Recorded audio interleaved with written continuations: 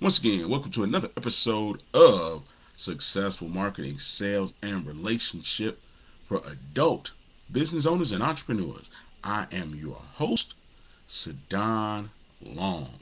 Thank you for tuning in today. And today we are talking about, how to make this the best business you could possibly make it in 2024 by copying. That's right, copying. Taking what works in this industry and making it work for you. So we're going to start out today with just simply talking about a myth. Most people think that copying is cheating. I hear people all the time say, this person copying what I'm doing. They're trying to be like me. But the reality is, as many of wise old women have quoted, there is nothing new under the sun. So when you start to think about copying, the question is, why wouldn't I copy something that works? Why wouldn't I adopt a best practice, especially if I knew it could make me some money? Now, of course, you're going to say that, man, there are a bunch of people who do stuff all the time and it just makes the market messy. But here's the truth of the matter. There are a bunch of people who do stuff all the time that don't do it well. So today we're going to talk about doing it well. We're going to talk about how to do it in a way that is effective, a way that will allow you to make money, a way that will allow you to make your business run smoother, a way that will allow you to then elevate your company to a new level. So again, if you think copying is cheating, then give it a listen, man. At least be open to the idea and listen to what I'm saying. Because the question is not, should I copy? The question is, who should I be copying? Okay. So again, let's just start right there. So who should you be copying? Number one, you should be copying people in your industry that are winning. They don't have to be number one. They just have to be winning. Okay. So a lot of times when you're number one, you think, hey, I should be the leader. No, sometimes you have to start looking at number two and number three and number four, because those people are gaining on you. So the first thing you want to do is just want to look at who's winning. So even if you're number one, you still want to start looking at what works.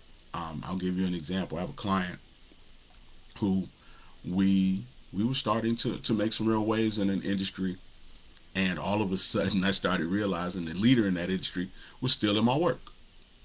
Still in my verbiage, still in the way we structured our programs, still in everything that he possibly could, because what he was finding out is that people were leaving his program and coming to ours. Okay. Now, he was doing significantly more business than we were doing, but we were taking business from him. And we specifically were the people taking business from him. So what did he do? He started looking at how we were moving, started looking at what we were saying, started looking at what we were doing. And then all of a sudden, boom, now he's doing the same thing. So that's the leader in the industry, coming and stealing from us, stealing from me. And I could have been upset about it, but the reality is imitation is the greatest form of flattery. So if people are stealing, then they're stealing because it works. But at the same time, you have a family, you have investors, you have needs, wants, and desires. So you have to do what works first. So the first thing you want to do is you want to look at who's winning, even if they're not number one. So are they somebody who just got in the industry and all of a sudden now they're getting all the sales, all of a sudden they're getting all the attention, all of a sudden the streets are buzzing? Okay, what are they doing and how can I copy it? What are they doing? How can I make that a part of what I do? For example, even when I work with clients, I'm always looking to see why they're successful.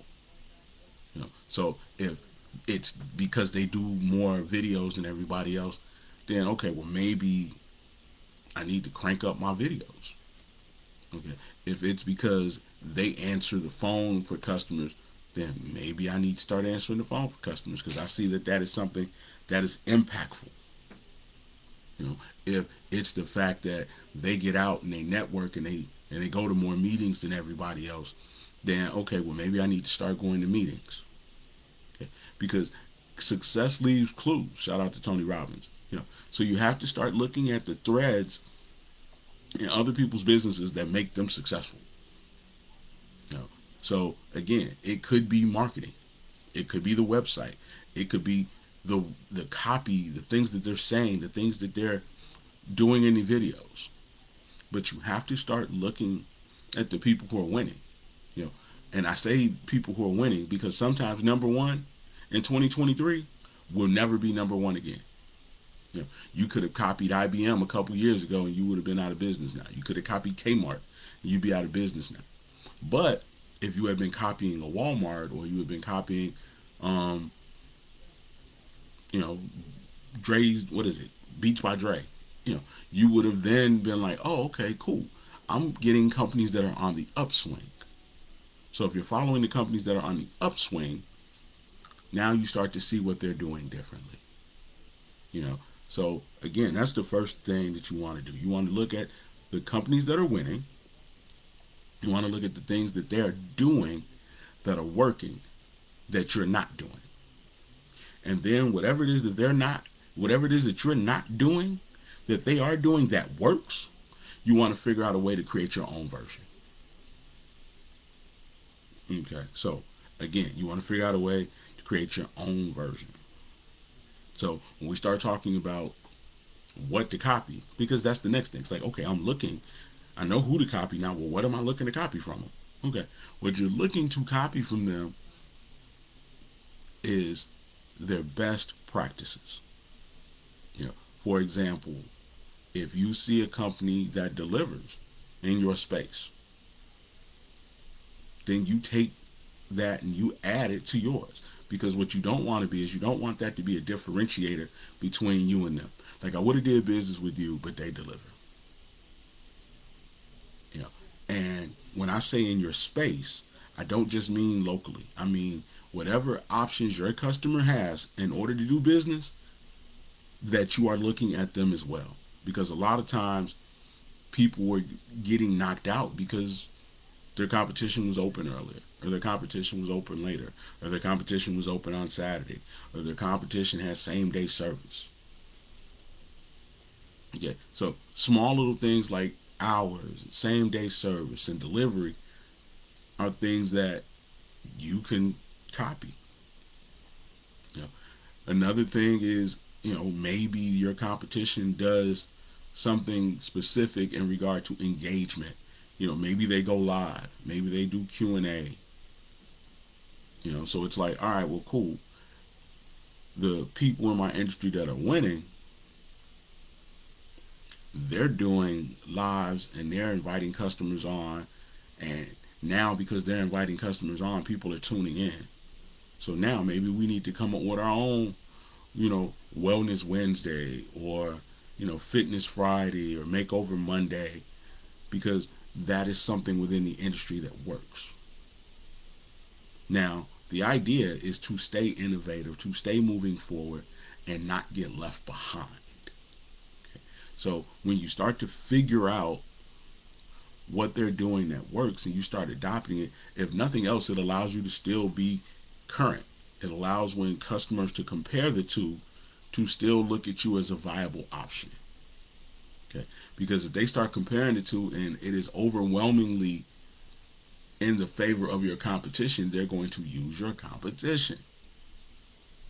So you want to add the things that work. If they do same day service, you want to add it. Now maybe you're saying, but if I add these features, then it's going to cut into my profits. It's going to take people out of my store. It's going to take people that I need to do other things away. Okay. Well, here's what you do.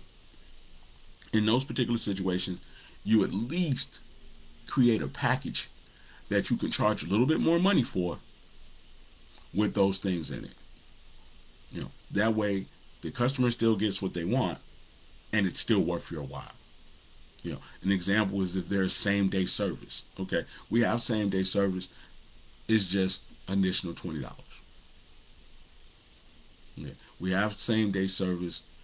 It's just that you have to order in advance. So now you're not losing money. You're not costing yourself in the short term for something that's going to help your business long term.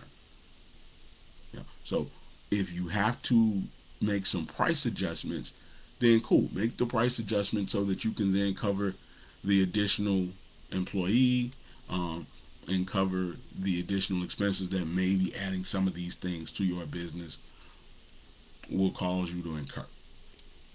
So again, you want to steal the things that work. Okay. Not only do you want to steal the things that work, the next thing you want to do is you want to look at the things that they're doing that don't work. Okay, so when you're looking at a company and you're trying to size them up, you're trying to figure out if this is an industry you want to get into, and you're trying to figure out how to knock out your competition, or at least take some of the business that your competition is getting, you want to look at their weaknesses. Okay, so if the industry leaders deliver and your competition in your local area doesn't, hey, you make sure that you highlight the fact that you do deliver. If people are saying that your competition is slow, then you make sure that you highlight the fact that you're faster. If people are saying that your competition costs too much, really what they're saying is they're not getting enough for their money. They're not saying that it costs too much. They're saying that it does not feel worth it when I do business with them. I walk away with buyer's remorse. So don't go cheaper. What you do is you figure out how to add more value. Meaning, how can I do it faster? How can I make it simpler? How can I make it less stressful? So that when people say, yeah, it cost you an additional $20, but man, I got it the same day. Yeah, it cost me a couple different, it cost me a couple dollars, but man, she dropped it off at my house. She dropped it off at my job. She dropped it off at my mama's house. Yeah, it cost me a couple more dollars, but it was hot. So now, in those situations, you don't want to go cheaper. What you want to do is you want to go better. Yes, this one costs a little bit more, but they do a little bit more. And sometimes, to be very honest with you, you do not have to do more. You just have to spell out what you do better. I'm going to repeat that one more time. Sometimes you do not have to do more than your competition. You just have to spell out what you do better. Okay. So if your competition says, we shoot videos, okay, what does that really mean? We shoot videos. Whereas you could come along and say, hey, we shoot videos for small business owners, influencers, and web designers. Now, which one seems to be more valuable? They both do the same thing. One just explained it better. It would be the equivalent of somebody saying free shoes versus saying free basketball shoes. Free shoes in a size 13 for people who have 2 left feet. See, the more you niche down and the more you become clear in your messaging and marketing, the easier it is to take customers from other people. I'll give you an example. I was having a conversation with a client the other day who's in the footwear business. And I was like, man, you need a tagline. And the reason I was saying you need a tagline is because you only have 3 seconds to get a customer. So if you're just Jim's Shoes, nothing about that stands out. Customer might swing right by you. But if you're Jim's Shoes, we have the latest, greatest, and hardest to find in work boots and work apparel for men in construction and iron. Now all of a sudden, you go to them because they're talking to you. Had a client one time spend $50. I mean, not $50, $50,000. But I had a client, okay, let's start over. Okay, so I had a client one time spend $50,000 just simply because the company said they work with small business owners. He was like, yeah, man, they work with small business owners. Now, was it a good investment or a bad investment? That doesn't really matter. Because the sake of our conversation right now, it was the fact that they said they work with people like me. So, again, I work with adults. I work with grown folks. So if you're 35 plus, I'm the person you need to work with because I am going to be able to take this stuff and go step by step. I'm not going to talk over your head. I'm not going to make it confusing. And we get really good results in a really short period of time. So one thing about being an adult is that you don't really have years to waste trying to be successful, because man, you only have so many summers left. That's just the reality. But again, you want to look at their weaknesses. We realized in one of the industries I was in that the person we were competing with, they never picked up their phone. So we became, the company, that, would call you back, because we knew that the same people that they were trying to get were the same people we were trying to get. So we became the company that called you back. We became the company that when you set an appointment with us, we kept it. We guaranteed that we would follow up with you in less than 8 hours, because we knew that our competitors were not. We knew that they were somewhere driving in their fancy cars or somewhere taking pictures with a bunch of celebrities, and they weren't really on the grind. See, that's why I go back to that thing. You don't always want to copy the leader, because sometimes the leader is about to fall and doesn't even know it. They don't know that there are people like me out here studying all their tendencies and studying all their weaknesses and figuring out how to then be number one instead of them. So again, what you want to do is you want to look at their weaknesses. What are the things that their customers are complaining about that if we got that same customer we wouldn't do? Mistakes we wouldn't make. Balls we wouldn't drop. So again, you want to study their weaknesses. So if you study their weaknesses, then you start to do things like Domino's. You say hot, 30 minutes or less. Why? Because they knew that everybody was taking an hour to 2 hours on a Friday night to get a pizza. And then when it got there, it was cold. Then you come along, you look at Little Caesars. Little Caesars took it one step further. It's like, hey man, we fresh, hot, and ready. You don't even have to order it. We know the ones that people will like the most, so we just gonna make those and put them in the window. You just fall right through about 5:15 on your way home from work. Grab it up and be home serving your kids by 5:30. So they didn't make pizza. They didn't invent pizza. They just took the pizza and then put their own little spin on it and made it for somebody. Somebody who was busy, somebody who didn't have a lot of time.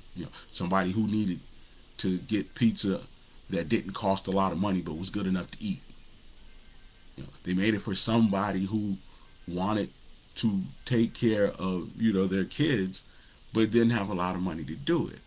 So now, where your competition on a Friday night is making you spend $60 to feed your family, at that time when they were giving you the $5 ones, you could feed your whole family for $10. And you didn't have to wait 30 minutes. And you didn't have to, worry about, whether it was going to be cold or not, because you could just literally walk right in and grab 2 pizzas. Man, I can't tell you how many church functions and stepdaddies and, overworked moms were happy when Little Caesars did that. Same thing when you take Wendy's, for example. Wendy's, for a long time was never frozen. Okay. So if you were worried about getting old meat that had been sitting in the freezer somewhere, don't worry about that. This meat fresh. Okay. So again, they took the weaknesses and then built a brand and built a business and built a marketing plan around how they wouldn't do you the same way. Let's go with Burger King. Burger King came out with make it your own way, because when you went to the other places, it was just like it's wrapped up and handed to you. Whatever comes on is what comes on it, and that's it. Then Burger King was like, oh, okay, well you could get pickles and onions and ketchup and mustard cut in half. I gotta say that the Whopper cut in half is probably, beating almost everything on the planet. So again, you want to look at the weaknesses and then figure out how you can take advantage of the weaknesses for yourself. Like, okay, this is what they're doing and that's not working. So we're going to do the opposite, or we're going to do a different, more innovative version of the same thing that people will really love. Okay, we're going to take what they do and then we're just going to make it for our people. Made in the USA is another one. You know, they're not the only people making sneakers. They're not the only people making clothes. They're just going to make it for people who believe in paying people who work in America to make the merchandise. Now, some people are going to call that a niche. But again, I work with grown people, so I'm just really making it very simple.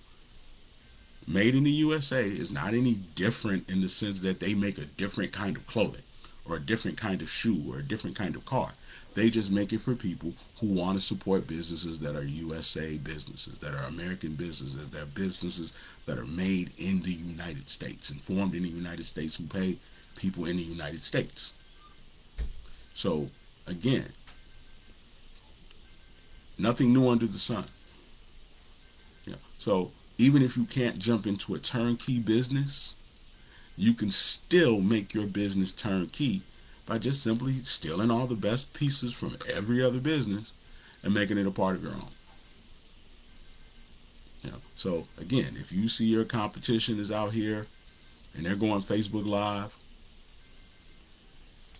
then you need to start saying, okay, cool, that's how they're reaching customers. I'm going to add that too. Now, yes, it's going to make the market more competitive, but the market becomes less competitive when you do it better, when you do it more consistently, when you do it for a specific group of people. See, now it becomes about who's more consistent at it, because a lot of people start podcasts, but they never get past the first 12 episodes. A lot of people start using Facebook Live, but they don't really do it with any kind of consistency. They do it here and there, sporadically. So they never really increase their reach. They never really build an audience. They never really set a standard that people can then follow. Because the reality is most people don't trust you until they know you're not going anywhere. I'm going to repeat that again. Most people do not trust you until they know you're not going anywhere. The thing that made department stores so valuable is that people knew that if they bought something in January, that store was still going to be there in September if something happened to it. So if you're a mom and pop, a brick and mortar, the thing you want to sell is stability.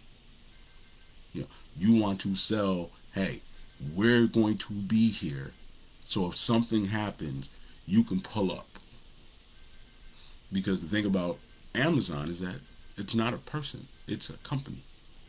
Whereas if you come into a store, there's a real person who can give you real information, who can really help you develop whatever it is that you're trying to develop to the best of your ability. So if you're trying to get a great lawn, walking into an actual whatever, Home Depot, Ace Hardware, I don't know which ones you go to, but whichever one you go into where you can buy stuff to put on your grass, and actually talking to a person who knows something about it, and saying, hey man, let me show you a picture.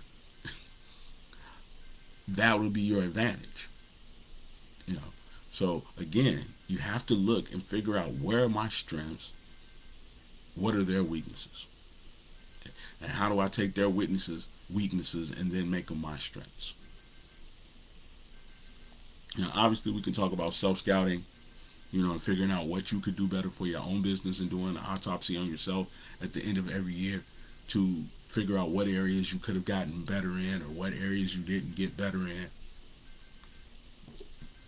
and how you can get better in them.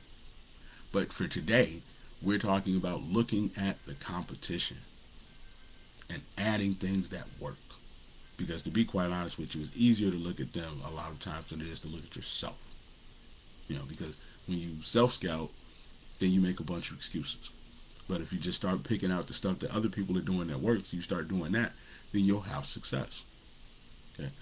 Even with me doing these podcasts, it was Alex Ramosi was just like, man, are you really doing enough to get leads? Are you really doing enough to build an audience? Are you really doing enough? And I took that as a challenge to say, okay, I'm going to go 5-6 days a week, I'm going to get to 100 episodes because that's what's going to separate me from the other people who do what I do. I mean, shout out to Charles Mundy. One of the cool things when I worked with Exodus was, man, he had a library with hundreds of hours of video that he'd been shooting and posting on YouTube and going live on YouTube and building an audience. So again, when you're doing it and people are catching on to it and people are seeing it and figuring it out, it's like, oh man, cool. How do I get a piece of this?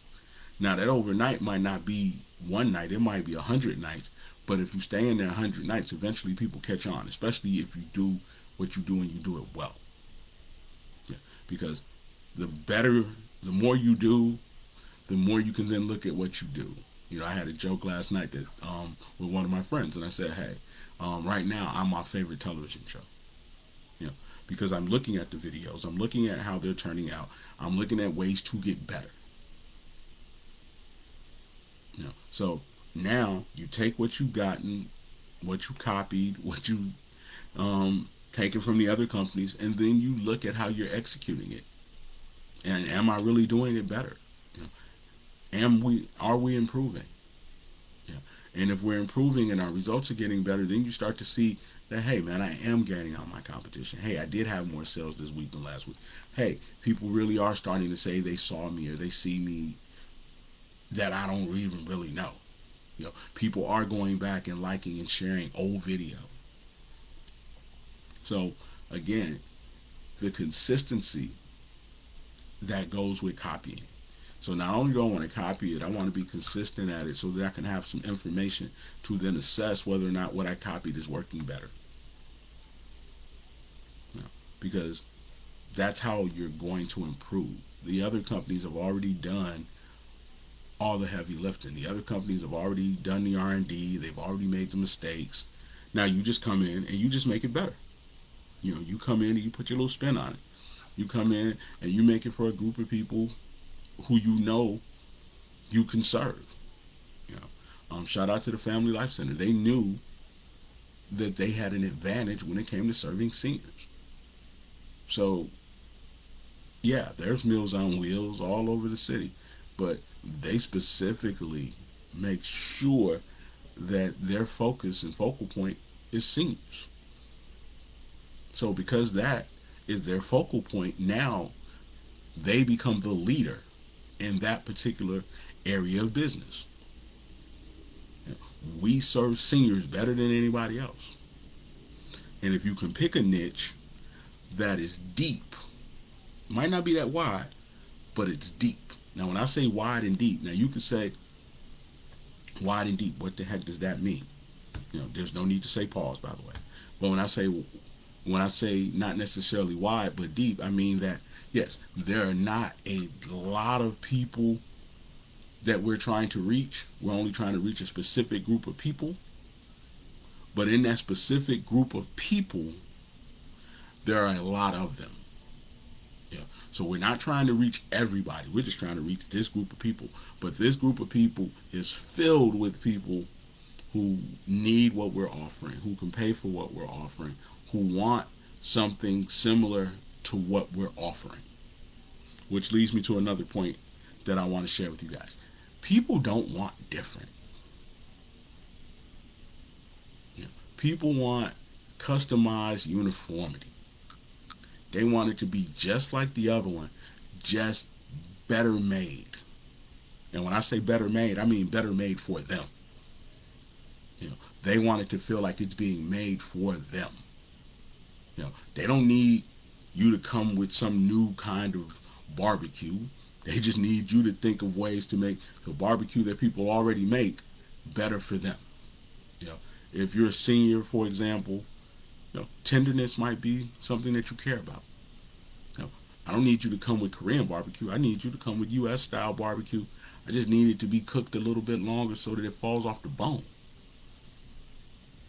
I need it to be, the booths need to be a little bit wider so I can squeeze in them. The refills need to be free so that I can drink more of them. I don't need new stuff. I just need you to make the stuff you make better. I need the seats to sit a little bit higher so I could get up out of them. Small little thing to you or I, but if you're 60 plus and you sit in this little chair and now you can't get out of it, are you really going to come back to that restaurant again? If you're somebody, who's a little bit overweight and you can't get in the booth, are you really coming back to that restaurant again? Now, don't get me wrong. I know people are playing square footage games and how many booths or chairs or seats can you get into a specific place, and thinking that, hey, because I have more chairs, that I would actually do more business. But the reality is, if I got more business per chair, then it wouldn't matter.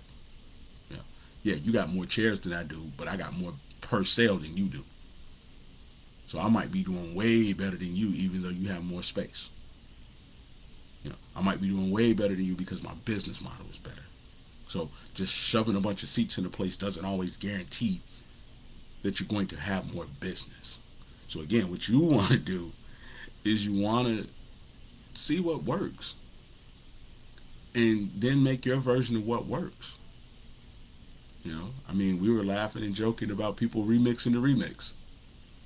Same sample that somebody sampled in the late 90s, somebody in 2023 is sampling again. Hell, sometimes they're sampling the record that was sampled. Don't know how that works to get that cleared, but yeah, they're doing it. Why? Because people really don't like different. If you come over to somebody's house for mac and cheese, you want it to look like mac and cheese. You don't want them to try to serve you something and convince you that it tastes just as good. Or it might not look the same, but it tastes the same. No, people want things that they recognize. So don't go into an industry trying to be different. Go into the industry and try to figure out what are the things that work and then make them work better for a specific group of people that you're capable of helping over a longer period of time. Again, shout out to the Family Life Center. Nobody does seniors better than they do. Nobody. And the cool thing about seniors is there are always going to be new ones. So it is renewable as well. Because even as people go on to glory, other people are getting older. And as other people get older, the Family Life Center is going to be there to help them. They're going to be really good because they've been doing it a long time. So they start to know and anticipate things that other people don't know because they don't really work with seniors and they haven't built a business that serves seniors well. So that's what I say when I start talking about it might not be wide. So it's not like we're not trying to help everybody. We're just really working with seniors. But because people are consistently getting older every day, there are new seniors every day. There are new people in need of their services every day. So now they just have to get good to great to awesome with what they do, which they've gotten, which is why they've won an Emmy, which is why they're still around, 5, 6, 7 years later. So again, just wanted to give them their flowers. Shout out to Luan. But I also want you guys to fully understand what I'm talking about. The idea that, man, I'm copying or I'm trying to be like, get that out of your head. Do what works. Now, once you do what works and you've built a fan base and you've built an audience, you've built a customer list, and you've built all these things that will keep you in business, then you can start adding things. Then you can start having tastings. Then you can start trying new stuff. Okay? But in the beginning, get really good at something that people are going to buy. And when I say people I don't necessarily mean your friends. I mean, I know women between the age of 35 and 55. I'm just like them. I know them. Okay, I know what's in their heart. I know what's on their mind. So I'm gonna make it for them. See, that's how you should be thinking. I know women who want to go natural. I know what it takes to have natural hair and it look good, and you be able to go out on a Friday night and you still be able to go to gym on Saturday morning. So start with the people you know. people you understand, people you could empathize with, people you care for. For me, I care about small business owners because I'm one. I know what it's like not to have sales. I know what it's like to try to pay your bills and still have a life, and to have people who owe you money not pay you the money. I know what it's like to have people always negotiating with you on your price. And I also know how to get past all that stuff because I've been blessed enough to learn real systems that actually make all of those things go away. So that's why I do the podcast. That's why I want to work with other small business owners, because I know how to beat the systems. I know how to turn free social media into cold hard cash. I know how to get the customers to stay longer. I know how to sit in front of business investors and angel investors and foundations and what they want to see and what they want to know to help you get the money. So again, all of this other stuff that we're talking about is designed to get you to a destination, which is to build a self-managed, self-scaling business that allows you to spend more quality time with your family and friends, that allows you to be able to sleep well at night, knowing that your bills are being paid, allows you to be able to do things and leave your store and knowing that, hey, money's being made. One thing I always talk about when we talk about the branding and the marketing, I'm like, yeah, it's cool to have the picture taking, but it also needs to be some money making. And a lot of times we do the picture taking, but we never get to the money making. And eventually the euphoria of all of this stuff wears off and you're left with a bill. Let me say it again. The euphoria of it all wears off and now you're left with a bill. The grand opening's over, the book is out, the store's open, the websites are done, and then all of a sudden you realize that there are no customers. And they're sending you bills and they're sending you notices and you're swiping your card to make payments and you're trying to call people to get, extensions. Those are the people that I care about. Those are the people that I love. I mean, it's great, if Keith Lee can come to your boutique, or Keith Lee can come to your restaurant, or Keith Lee can come, to your daycare or whatever and recommend you. That's cool, but it's only one Keith Lee, number one. And number two, what happens to those businesses after that day? How do you keep those customers? So if you're blessed enough to have people going live and people checking in and people coming out to see, and taste what it is that you're doing, how do you keep those customers? How do you then use those customers to get other customers? And if you're not somebody who has all this popularity and cachet to where people will just flock to you, how do you develop it? How do you develop a brand and a standard that people respect and want to do business with? I'm rambling right now. I know it. It's okay. But the point is, how do you develop a brand? A brand is what people are saying about you when you're not around. Brand is not what people are saying. It's not what you're saying. It is what people are saying when nobody else is around and it's just them and their homegirl. See, that's your brand. When it's just her and her homegirl and she like, man, ain't nobody going back over there no more. Every time I go over there, the drinks is trash, the service is bad, the music is whack. Nobody trying to go there again. I don't know why she keep doing them lives. Okay. See, that's your brand. So you could say whatever, but the real question is, what are people saying when you're not around? So if you are in business, you need to start doing the things that work. How could I make them better? How could I make them faster? How can I make them more desirable? How can I make it simpler? Okay.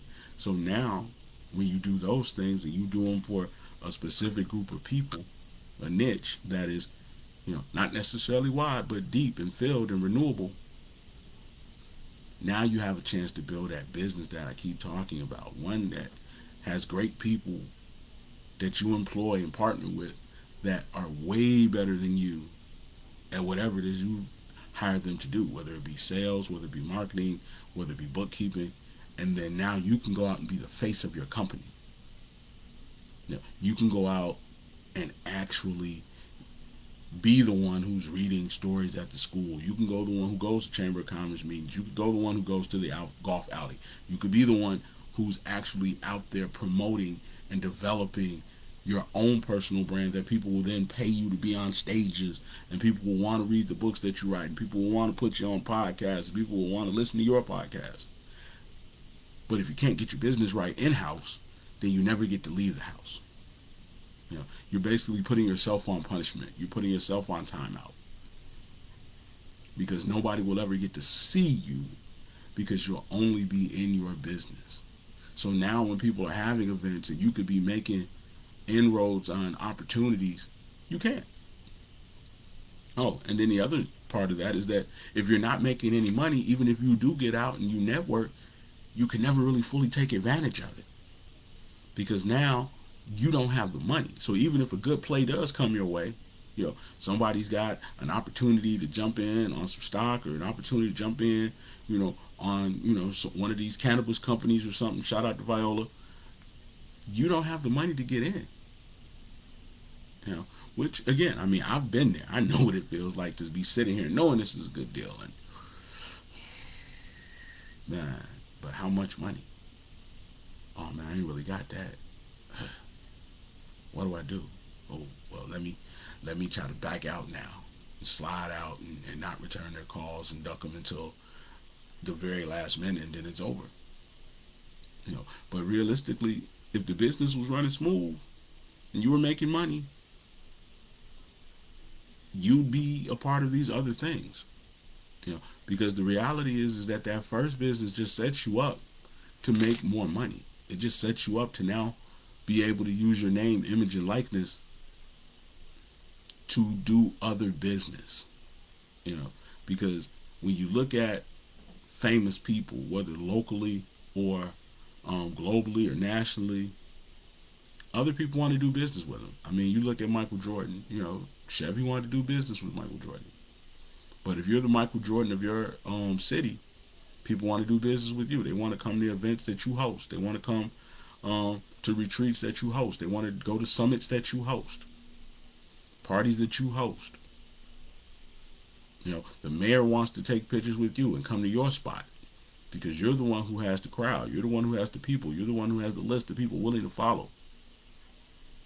So if you get the business right, it opens up a whole new world of business. Because they said it take money to make money. And if you're good with banks and politicians, and you good in the streets, man, you can see some real wealth. You can see some real wealth, generational wealth, legacy changing wealth. If you are good at the banks, because you paying your money back, and you got them return on their investment, you good, with the politicians, because you're the one who's got all the goodwill in the community. You're the one who's passing out the book badge. You're the one who's writing the checks to the sponsor the little league teams. These people will then want to be around you. They're going to want to be in the pictures with you. They're going to want you as a part of the deals. They're going to want you in all of these things that you keep getting locked out of right now. But it all starts with having an effective business. And I'm only speaking from experience. The companies that I've worked with, the small business owners that I've worked with, that I've helped generate millions of dollars for, that's what happens. They all of a sudden start being able to be involved with the Chamber of Commerce, and getting to understand how the foundations and the politicians and the contracts are all interwoven together. And once they start getting to move around in those rooms, then all of a sudden they end up on a board. Then all of a sudden they get nominated for an award. And once they start getting nominated for awards, then that opens up other doors for other people to want to be a part of what it is they got going on, because they're winning. And if you're winning, and now the banks are like, hey, we'll give you a larger line of credit. We'll give you a larger line of credit. A business partner of mine during COVID, or like maybe right before COVID, got a huge influx of cash. You know, and he used it to take over the market. But he got the cash because he was winning at a time when other people were losing. So if you let me help you win now, the next time there's a drought, you might be the only person who's able to do business. So again, this has been another episode of Successful Marketing, Sales, and Relationships for adult small business owners and entrepreneurs. As always, man, I'm your business big bro, aka the most dangerous man in marketing, Saddam Long. It has been an honor. I know this one ran a little bit long, but man, I felt that these were some real important points to hit, and I wanted to make sure I drove them home, and I wanted to be as clear as I possibly could with them. So again, as always, it has been my pleasure. It is my honor. Make sure you share this with somebody, because there are people out here just like you, man. As I always say, I stand with the business, the people who own the businesses. Those are the people I care about. I care about the person that owns the business. Because I know that the people have real issues just like everybody else. The people have real stuff going on in their lives like everybody else, but then we come in there and we expect their businesses to be perfect. But their lives might not be perfect. So I want to help people like you, and if you know somebody like them that I can help, you don't have to say, hey man, I know you're probably struggling over that. You just have to say, hey man, check this podcast out. Tell me what you think. Man, was there anything in there that was helpful? No. So it doesn't have to be I think you're a failure kind of thing. It just has to be, hey man, check this out, see if it helps you. It really helped me. So again, spread the word, make sure it's heard. As always, it has been a pleasure and an honor. And if you have any questions, you can DM me, you can leave it in the comments, but I would prefer that you go over to grownandrich.com, click the Make Money Fast button. They're going to send me an email. I'm going to then send that email back to you. We're going to set up a time and we're going to talk about your business, your marketing, your sales, your people, your goals. And anything you get that you can then use to make money from that call, which is not uncommon, you get to keep and use. And the call is on me, which means that it is free. So as always, this is your business big bro, Saddam Long, aka the most dangerous man in marketing, and I'm out.